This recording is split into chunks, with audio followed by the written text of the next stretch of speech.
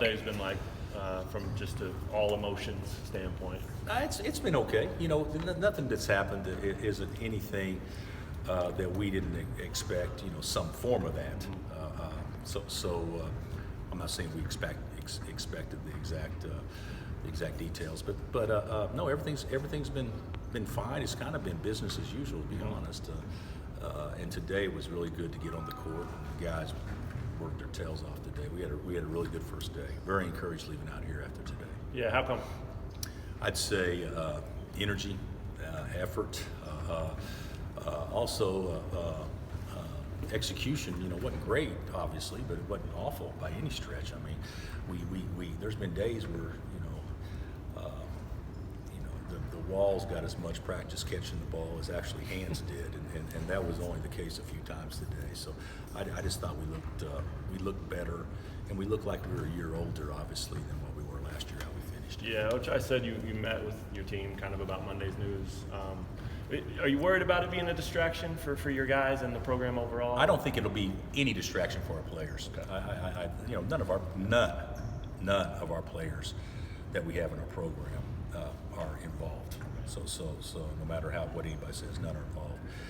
But I do think it could become that if I'm not very mature about it. And I plan on being very mature about this, and I'm planning on coaching this team harder and better than I have any team that I've had here at Kansas. So I don't see it as being a distraction at all from a player standpoint, and I see it as being a gift to me from a personal standpoint that it'll motivate me, in a pretty competitive way. What about time constraints for you, having to do whatever you got to do? As far getting stuff prepared and. No, I think attorneys are hired to do that stuff. So I'm not saying that it won't cross my mind, but that's not my job at all to prepare or anything like that. My time is probably as open as it has been at any point in time. I've always found some way to occupy my time, and I don't think that'll be certainly any different this time or this year. But I don't see time. I don't see outside noise. I don't see that as being a distraction. Yeah, after the Silvio stuff was resolved, you kind of revealed, hey, I spent a lot of time with lawyers. You don't anticipate that being the case then this time? Well, we were fighting for an individual. Right. It's a little bit different, and a lot of waters been under the bridge since then. So I think all parties are probably, now at least you have a permanent target that you can kind of look at, whereas before it's kind of abstract. It's conjecture, and you're trying to guess on what's going on. That's not the case anymore. So I really don't think it won't take as much time away from anything compared to what it did, fighting for Silvio. What message would you have for fans that might be concerned about what lies ahead?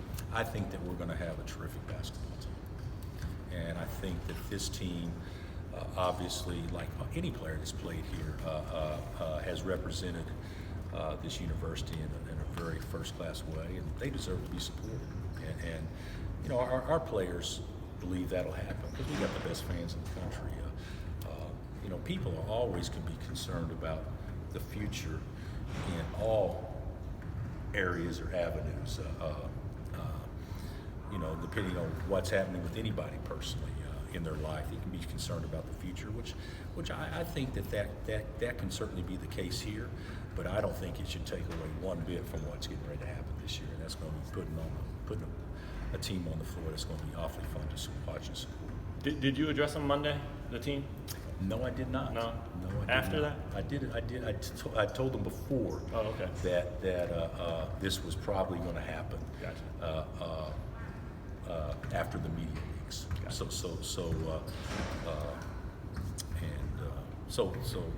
they were prepared to. Yeah. Well, they weren't prepared as far as knowing what was in the NLA, but they were prepared that based on media reports and based on our experiences, there's a great chance that we're going to receive a notice of allegations on Monday. Sure. So it went down exactly as I told them. Okay.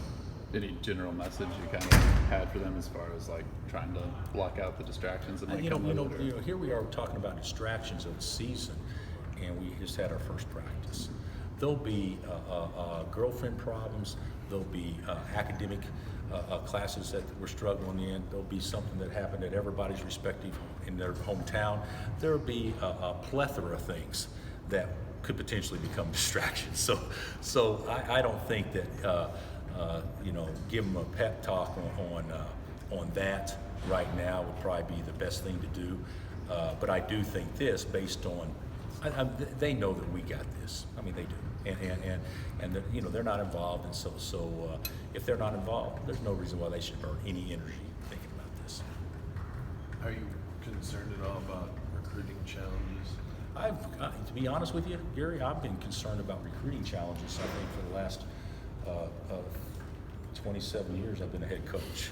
I mean, every place has its own challenges. Now this gives us some unique challenges that also we can somehow look at them as opportunities too. But sure, that's always going to be an issue. But in the past, when you've gone against Kentucky and Carolina and Duke and Michigan State or UCLA or whoever to get the players that you're recruiting, they're all challenges. So certainly we've got our hands full with this, but we'll end up I think having a very good recruiting class. In your eyes, is the timeline of this one a positive? I mean, that it is drawn out and people expect it to go past the season and maybe even into next summer. Is that a positive? I really don't know. You should probably ask an expert on that, on what would be positive or not positive on that, because I don't know from a strategy standpoint if there is a better time. If there is a better time on the timeline, because I've never experienced anything like this. But no time is the best time. But I am real excited about this team's hopefully their abilities and their motivation to try to do some special things this year. You lost a player. What does that do to the point guard position? Nothing. He wasn't a point anyway. Okay. Marcus was probably going to be our backup point regardless. Mac, people equate. I get such a kick out of this. Well, he's a point guard because he's not very tall, right, or he's a big guy because he's tall. I mean, everybody's skill set is different, and Mackey's skill set was one in which he was a scorer and not an initiator so much. So I wasn't really looking at him to be that anyway. But Marcus, putting him an opportunity to play back there some, I think he's very excited about it. It seems like you're going to have Chancellor and your athletic director's support on this. What does it mean to you to have their support backing you fully on this? Well, I feel good about it. I can't speak for them, but certainly I'm appreciative of the way the school has handled this situation, and I'm appreciative of the way I think it'll be handled moving forward and those sorts of things. So, but I don't want to speak to how they feel or what they think or what they've said, because they're the ones that should answer those questions. How'd your young guys do day one? It's a different level, right? I think the one thing that has probably surprised them as much as anything is they did well, but I think about an hour into it, they thought we'd already practiced 2.5 hours. And at the end, they probably thought we went 4.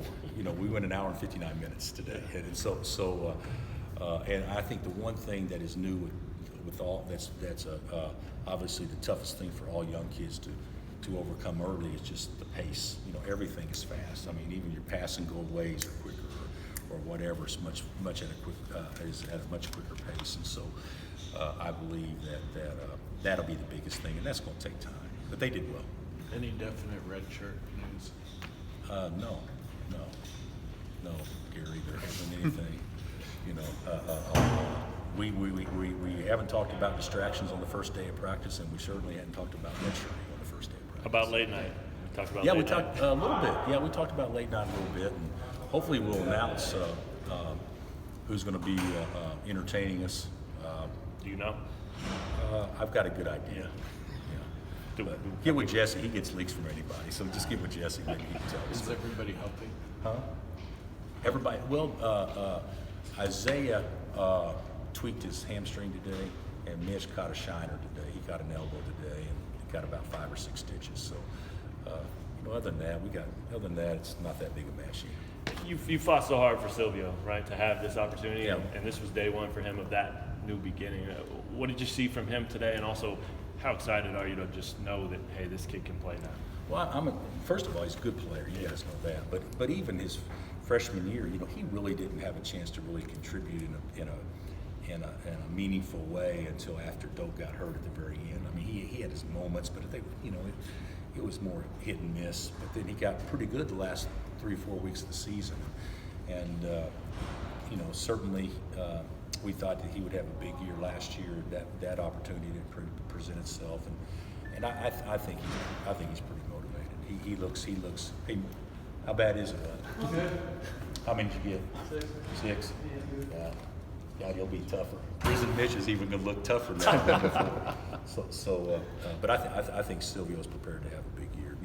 His energy level doesn't always run at a 10, but when it does, he's pretty good. So we just got to get him to have consistent energy. All right, Coach.